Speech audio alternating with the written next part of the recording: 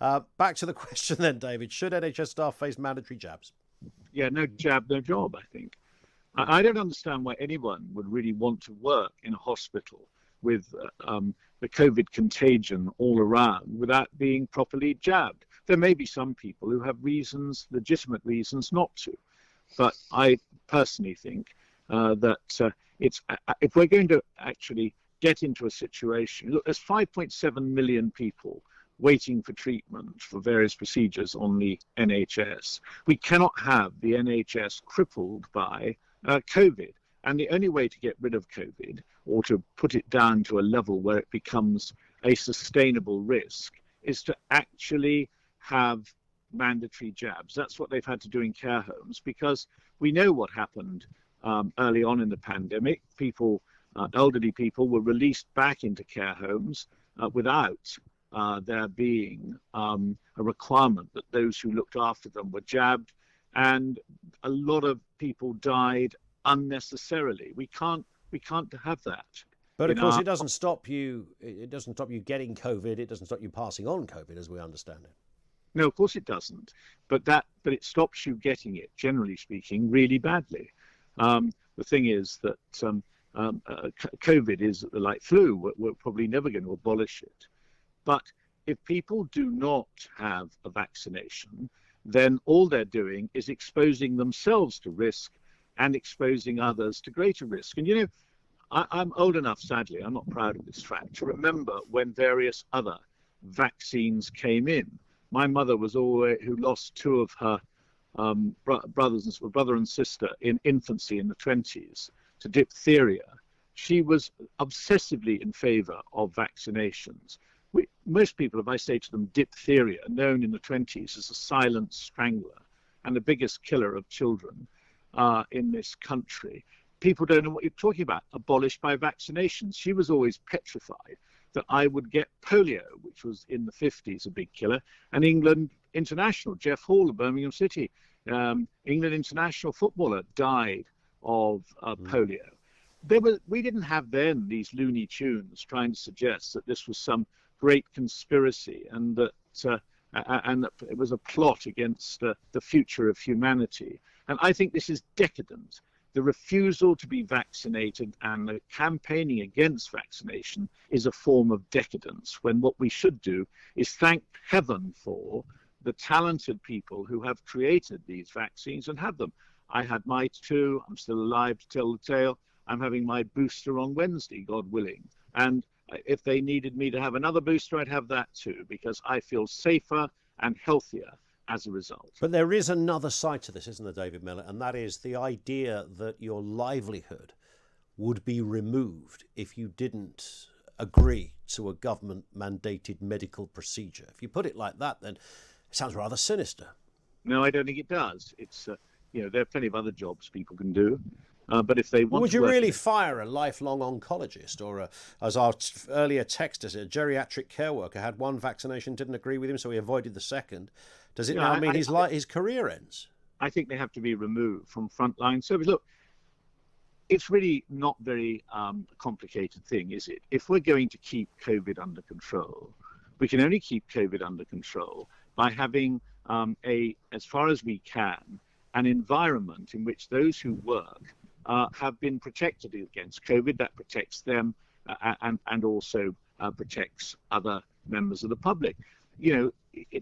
I don't think we can go on having a situation where we're facing constant returns of this pandemic. I mean, already people are now talking about maybe another lockdown, maybe going back to restrictions on people traveling, having to go around buying masks and all the rest of it.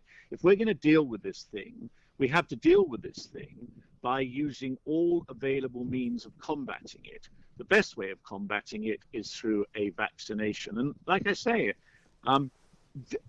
having lived through a number of generations of the invention of these various vaccines, no one ever objected on the sort of grounds that are being brought up now to vaccination. So I've said to you, diphtheria, polio, TB, all the rest of it.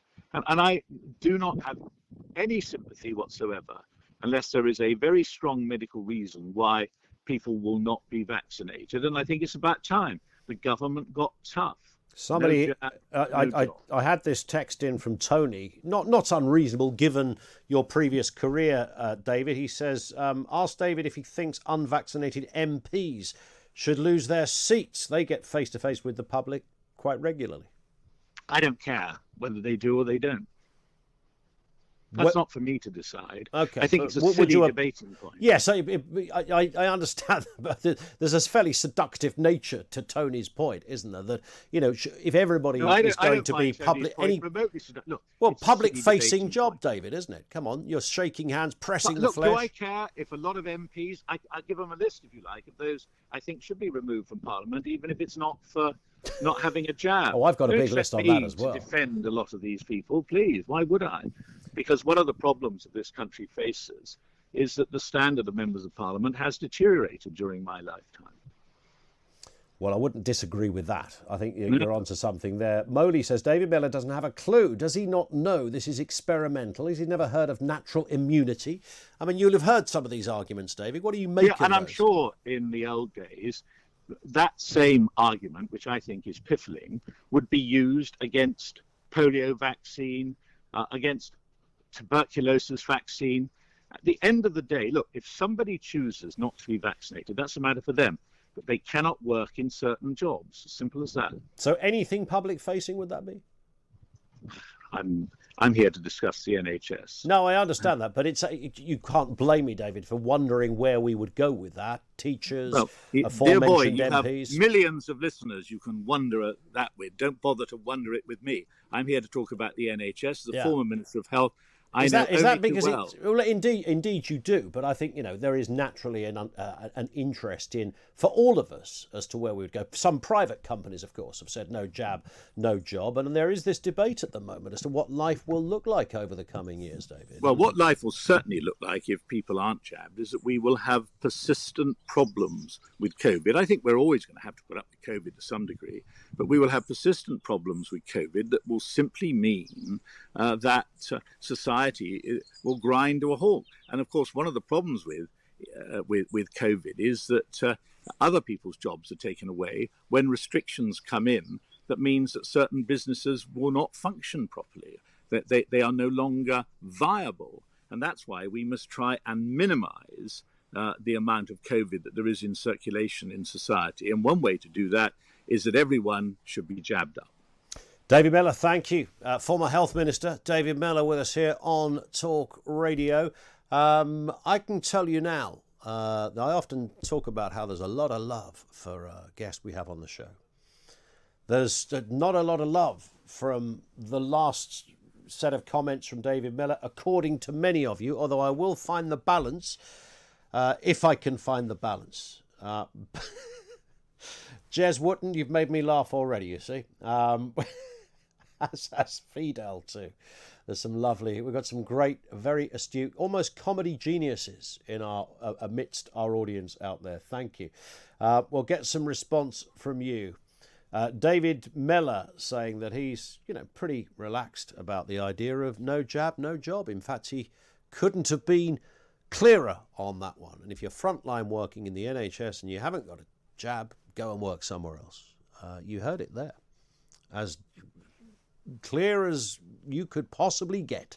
0344 499 1000. More from you in a few moments. It's 1:30. Let's get the news headlines.